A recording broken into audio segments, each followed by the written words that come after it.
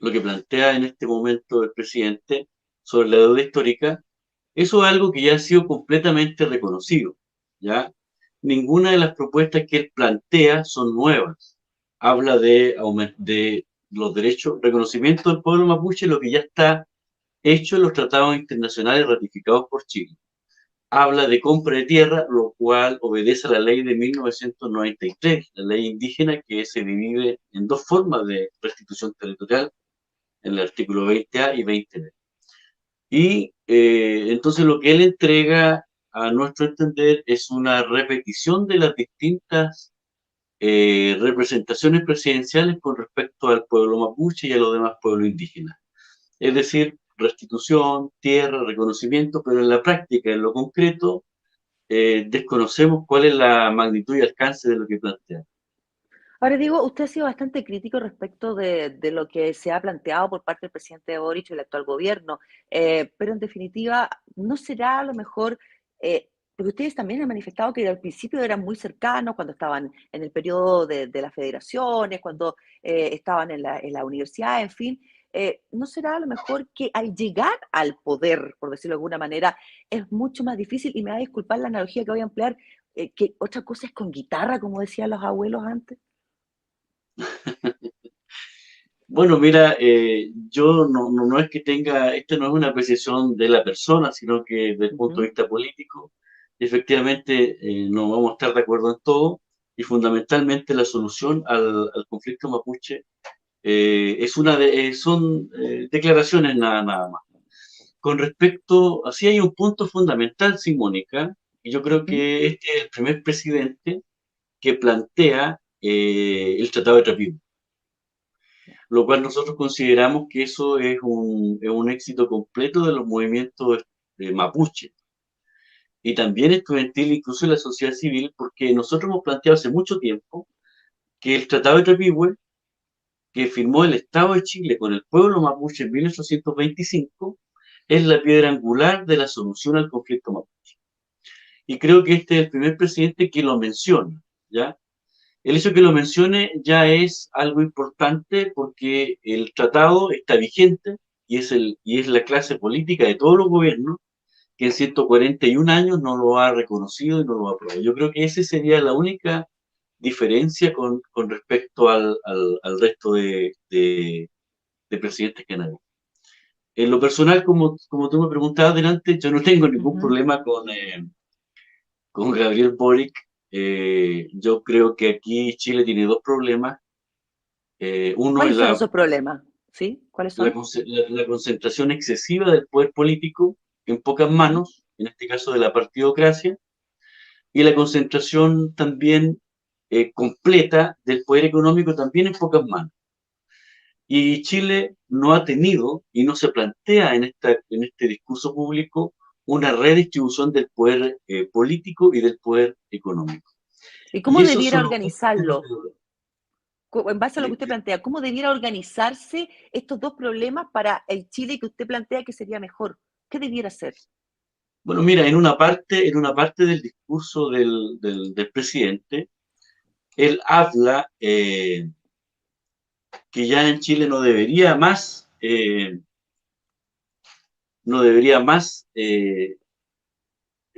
valer, digamos, el origen, o sea, la cuna. Yo creo que eso va a seguir de esa manera mientras no se democraticen las instituciones públicas y la participación al poder político. Por ejemplo, la Auditoría de la Democracia del Programa de las Naciones Unidas del año 2016 dice que la concentración del poder político se debe fundamentalmente a que la distribución ha sido en las mismas familias y en los mismos grupos políticos y partidos políticos desde la vuelta a la democracia y que de los partidos políticos no se ha distribuido. Por lo tanto, para mayor distribución del poder debe haber otra participación política más allá de los partidos políticos. Y eso hoy día con la nueva constitución no se ve porque se ha bloqueado la posibilidad de que los independientes puedan tener participación política directa. Aquí se depende de los partidos políticos. Entonces no va a haber distribución del poder político mientras no se resuelva ese problema de la partidocracia en Chile. Y con la concentración del poder económico en pocas manos, Ujú. no va a haber tampoco mayor distribución en la medida que los grandes empresarios paguen mayor cantidad de impuestos y en la medida de que el Estado resuelva tres cosas. Lo primero, distribución eh, mediante transferencias directas a los sectores más postergados. Eso se tiene que aumentar. Lo segundo es que el Estado tiene que tener regulación del mercado, no solamente en impuestos, sino en la regulación de los precios. Es un Estado que debe manejar el mercado y no el mercado manejar al Estado, a los gobiernos y a la sociedad. Pero Y eso no es ahí tan hay, simple, Diego. Disculpe que lo interrumpa, porque los mercados también tienen que ver con situaciones externas. Hay, por ejemplo, el caso que nos está pasando ahora, que venimos saliendo, entre comillas, saliendo de una pandemia. Tenemos el caso de la guerra Ucrania-Rusia, que también nos afecta directamente en el mercado. Por lo tanto, por más que se quisieran hacer cosas, probablemente no resultaría tan fácil hacerlas como nos gustaría a todos los chilenos. bueno, mire, esto se ha administrado de esta manera por muchos años, justamente porque la apreciación suya es real, o sea, esto no es fácil. Y Ujú. seguramente si fuera fácil, habrían otras formas más directas de hacerla, pero en este caso se depende de la voluntad política y sí que muchos países regulan los precios y también regulan la usura, como lo dice el Premio Nobel de Economía, Joseph Stiglitz. Gran parte de la concentración de este poder económico se debe al capital financiero y la poca regulación que se tiene de los bancos. Y los países más desarrollados como Alemania se regulan los bancos. En Chile no se regulan y por eso es que se practica la usura y la usura en Chile no tiene condena y no tiene regulación. Entonces, sí, efectivamente, cuando no hay voluntad política es más difícil aún, pero estas medidas son fundamentales para poder permitir que la distribución del ingreso sea un poco más equitativa. Ahora, en el caso, por ejemplo, Gabriel Boric siempre fue muy crítico respecto de los gobiernos anteriores y cómo se estaba tomando la posición política de Chile. Ahora que él está a cargo del país, digamos, como presidente con este nuevo gobierno, muchos han dicho es más de lo mismo. Vamos directamente a algo que probablemente nos concierne más con el caso suyo, que tiene que ver con las comunidades mapuche. Eh, ¿Hace falta qué medidas tomar, por ejemplo, con el pueblo mapuche? ¿Nos falta una figura política potente para poder negociar la paz, por ejemplo, en la macrozona sur? Porque acá hasta el momento que es de estado de excepción, que intermedio, pero en el fondo sigue siendo un poco la continuación del gobierno anterior. Yo creo que había mucha esperanza en este gobierno y en este presidente del momento que ganó la elección. Se veía una renovación de la política y se veían nuevas prácticas políticas también.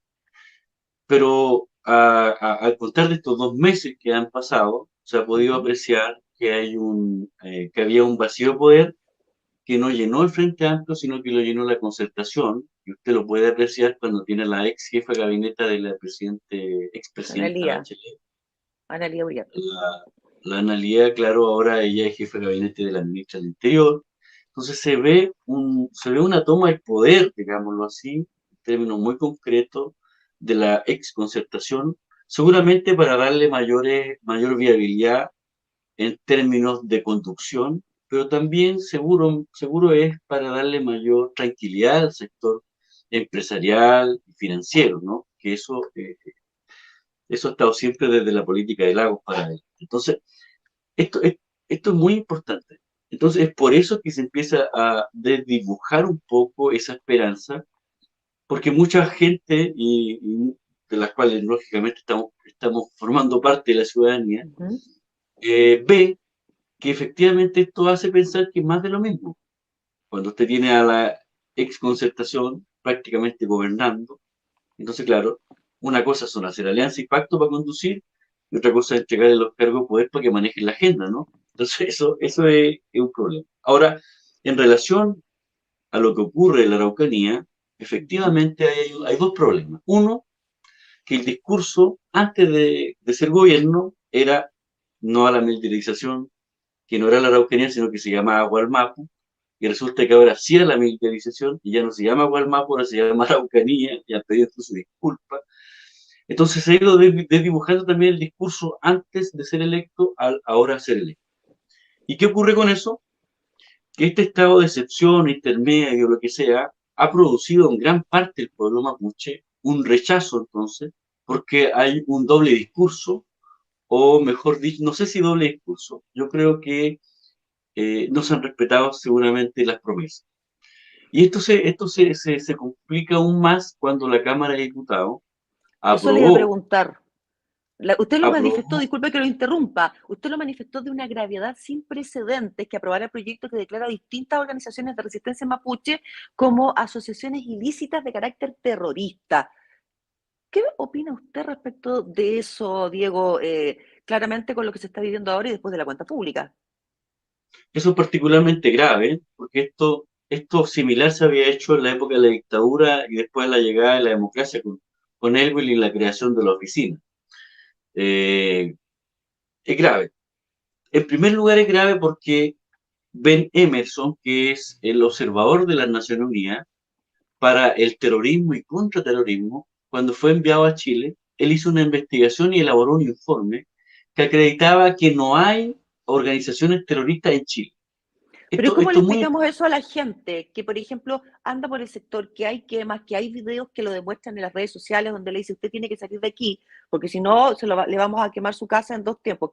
¿Quiénes actúan? Porque el pueblo mapuche, por esencia, es un pueblo trabajador, es un pueblo de gente esforzada, pero ¿qué hay? Hay cosas que están teniendo temas de violencia en la macrozona. ¿Quiénes son entonces? ¿Qué le diría usted a la o sea, gente, Diego? o sea, hay dos cosas. Lo primero, entonces, es que según este informe, no hay organizaciones terroristas mapuches. ¿Por qué? Porque según la definición, estas organizaciones terroristas apuntan a poner el Estado en peligro, rompen la gobernabilidad y entonces quieren apoderarse del poder del Estado, como ocurrió con el IRA en Irlanda, como ocurrió con la ETA en España. En Chile no ¿Mm? existen ese tipo de organizaciones que apunten a destruir el poder de la administración del Estado. Eso es una cuestión de terrorismo. Eso no existe. Lo que dice Ben Emerson, que lo que existe en Chile es una reclamación territorial de predios que se encuentran en manos de privados, no en manos del Estado. Y por lo tanto, dice Ben Emerson, esta es una controversia que debe resolverse mediante las leyes penales, procesales, pero no ante leyes antiterroristas. Entonces, ese es el primer punto. El segundo es que está completamente demostrado, y esto no lo digo yo, incluso lo dijo un senador de gobierno, ¿no? La Torre, que está Ujú. completamente demostrado que desde que se instala la militarización en la Araucanía no ha disminuido los delitos, ¿ya? Y entonces, si se instalan para disminuir los delitos y dicen que esa es la solución más viable para evitar corte de carretera y cosas que perjudican el libre tránsito, entonces hay un error brutal porque quiere decir que la seguridad pública, que los militares, que carabineros, entonces no cumplen su rol a pesar de aumentar la dotación. Entonces, en este minuto uno podría plantear y resolver lo siguiente. O sea, aquí hay un negocio que se le llama conflicto mapuche, en el cual los únicos beneficiados son los dueños y terratenientes de los empresarios agrícolas y empresarios forestales, que ocupan la fuerza pública y militar para asegurar la explotación de la celulosa más grande de América Latina, que es la celulosa arauca. Porque cuando se van a instalar a la Araucanía, no se van a instalar a las poblaciones pobres donde está tráfico de drogas, como en sectores de Temuco, ¿no? Están en la carretera de las comunas más pobres, donde más del 60% es población rural. Entonces, lo que quiero decir con esto es que la militarización no es la solución al tema de la Araucanía. Pero Y ¿qué los pasa con los mensajes, casos, disculpe que le interrumpa, qué pasa con los casos más particulares o emblemáticos, por decirlo de alguna manera, el caso de la familia Luxinger Macay, por ejemplo, o la semana recién pasada el caso Segundo Catril? Porque claro, hay necesidad de reivindicar derechos. Yo tuve la suerte de conversar el miércoles recién pasado con Guillermo Parvex y él decía, estamos en deuda, porque él es un historiador, un periodista que ha estudiado mucho el tema, estamos en deuda con el pueblo mapuche. Pero es la forma. ¿Quién comete? Porque terrorismo también es generar terror y el hecho de no tener seguridad, el hecho de no saber poder salir. ¿Qué se le dice a la gente con estos casos que si bien es cierto son aislados, pero que están sucediendo ni tan aisladamente probablemente? Esta pregunta, Mónica, me parece muy, muy buena porque en las redes sociales y en todas partes uno le escribe y dice, y como que Ujú, uno un poco más que está respaldando, digamos, la violencia, el terrorismo, pero resulta ujú, que la gente debe saber que en primer lugar los que están realizando estos hechos son encapuchados. Y si son encapuchados, entonces, ¿qué seguridad tiene usted de que son mapuches? Segundo, que después de un atentado, llega Carabinero y Carabinero encuentra publicidad que arrojaron ahí donde ciertas organizaciones mapuches se adjudican el hecho. Pero eso lo pueden haber tirado cualquier persona, ¿no? Incluso los mismos carabineros, porque tenemos hechos muy concretos y aquí sí que hay responsabilidades concretísimas. Lo que ocurrió, por ejemplo, con los montajes que se hicieron sobre el pueblo mapuche en la época del gobierno de Bachelet, bajo el subsecretario Alewi, ¿no? La Operación Huracán, que se comprobó que era un montaje para acusar a agrupaciones mapuche. Entonces, lo que quiero decir que de los más de 300 camiones quemados, ujú, no hay sí. constatación de que esas personas hayan sido mapuche. Y es más, se han condenado a 3 personas en Los Ángeles, en Victoria y en Lebu, que habían mandado a quemar sus propios camiones para cobrar los seguros. Y lo otro, este tercer punto, Mónica, también es muy importante. Aunque hubiesen sido personas mapuches que participaban ahí, no representan los 2 millones de mapuches. Por lo tanto, no se puede condenar a un pueblo y no se puede vincular hechos de violencia a una reclamación política de un pueblo. Entonces, lo que se está haciendo aquí es bien grave porque transforma al pueblo mapuche en un enemigo interno. Pero, por ejemplo, cuando estaban poniendo esa bomba en el banco Pitronello, de origen italiano, Ujú. nadie dijo los italianos en Chile son terroristas porque portan bombas, no, sino que era Pitronello, pero cuando se hace, o sea, se habla de algún mapuche, se dice el pueblo mapuche. Entonces es un intento del discurso hegemónico de satanizar a un pueblo, y con el caso que usted me preguntaba, Lusinger Macay, Ujú, exacto. efectivamente ahí estaba la Machi Linconao, ¿no? Que estuvo 2 años en prisión preventiva, 2 años, ¿no? Y después se constató que no tenía nada que ver con el hecho. ¿Quién le devuelve esos 2 años? ¿Y por qué la acusaron de manera injusta? Entonces eso parece ser una constante de la historia de la red de 140 años ha ocurrido lo mismo.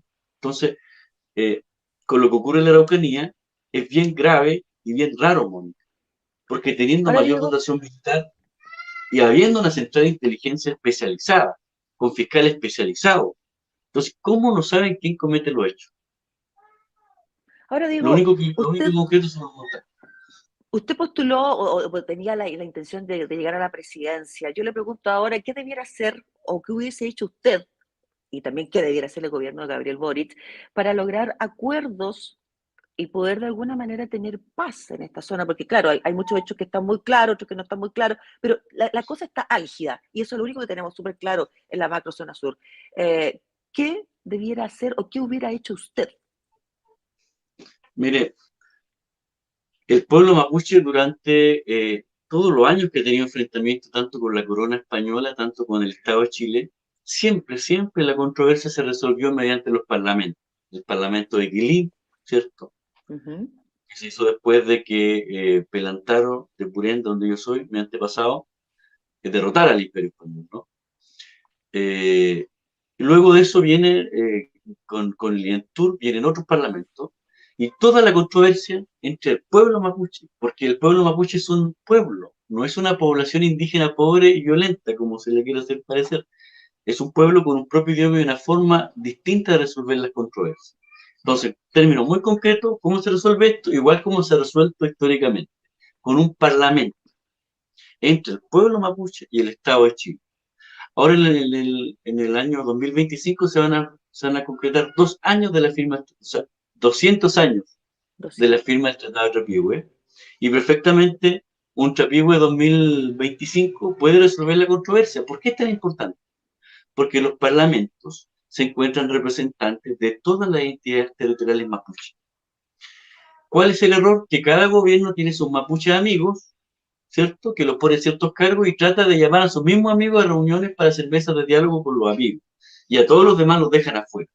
Y ahora es aún Pero el más grave gobierno, porque Disculpe que lo porque todo lo interrumpa, pero el demás, gobierno ha tratado de manifestar y de tratar de acercarse en general a la gente que están, a los mapuches que están allá en la zona. Y ha sido recibido el caso, por ejemplo, de la ministra Isquia Siches, que también fue recibida no de la mejor manera. ¿Qué tiene que ver ahí? Porque hay voluntad de diálogo probablemente por parte del gobierno, más allá de este parlamento que usted dice. ¿Qué debiéramos hacer ahora? Claro, este parlamento, pero no están resultando las cosas porque el gobierno tampoco lo está planteando de esa manera. ¿Qué se hace ahora? ¿Qué hacemos para poder vivir más tranquilo todo? El pueblo mapuche y también el chileno o el peñi, como le dicen ellos. bueno, mire, lo que pasa es que hay protocolos, siempre para relacionarse con los líderes, con los loncos, no es que uno llegue así como cualquier casa, el pueblo mapuche tiene históricamente sus protocolos. Y esos protocolos consisten en que primero hay ciertas conversaciones, ciertos diálogos, ciertos temas. Lo último es la reunión. Acá la ministra Siches partió al revés. Lo primero de ella era, como autoridad del Estado, llegar a golpear la puerta. Entonces, lógicamente que no la iban a recibir. Ahora, yo tengo ciertas dudas de si realmente hay un espíritu concreto de diálogo en el pueblo mapuche. Porque yo veo que al leer el plan por el buen vivir, que en primer lugar, lo que voy a decir es fuerte, ¿no? Pero lo que ha hecho este gobierno es bien triste porque es fuerte porque esta palabra, no sé si será la adecuada, pero ha prostituido el nombre del buen vivir. ¿Por qué? Porque el Kumemoyen, el buen vivir, es una construcción histórica de los pueblos indígenas, ¿ya? De los pueblos originarios.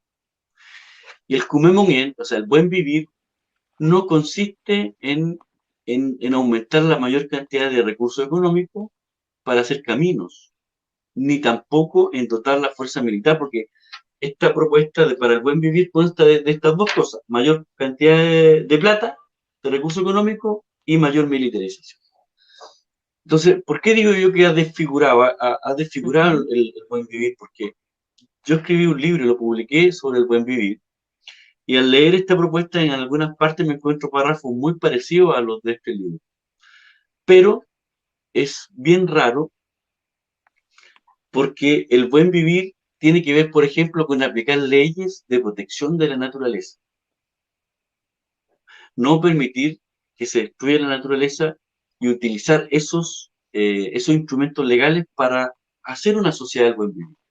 Acá se le pone este nombre del buen vivir para militarizar, para hacer una política de la zanahoria y el garrote. Es decir, los que están de acuerdo con este plan son los mapuches buenos. Y los que están ya declarados fuera de la ley son los mapuches malos. Entonces lo que se hace aquí es poner un enemigo interno y dividir aún más al pueblo mapuche. Y así no se puede lograr un diálogo, porque el discurso de crear un diálogo o sea, no se condice con los hechos. Y ahí tenemos un problema grave que yo dudo que se llegue a buen puerto. Y te decía yo que tengo ciertas dudas porque yo hablé con la ministra del Interior, la llamé Uh -huh. personalmente. Le ¿Y qué manifesté por conversaron? teléfono Le manifesté por teléfono mi preocupación antes de que ocurriera esto, antes que renunciara a su encargado indígena que tenía, que era un ex socialista, Millaleo.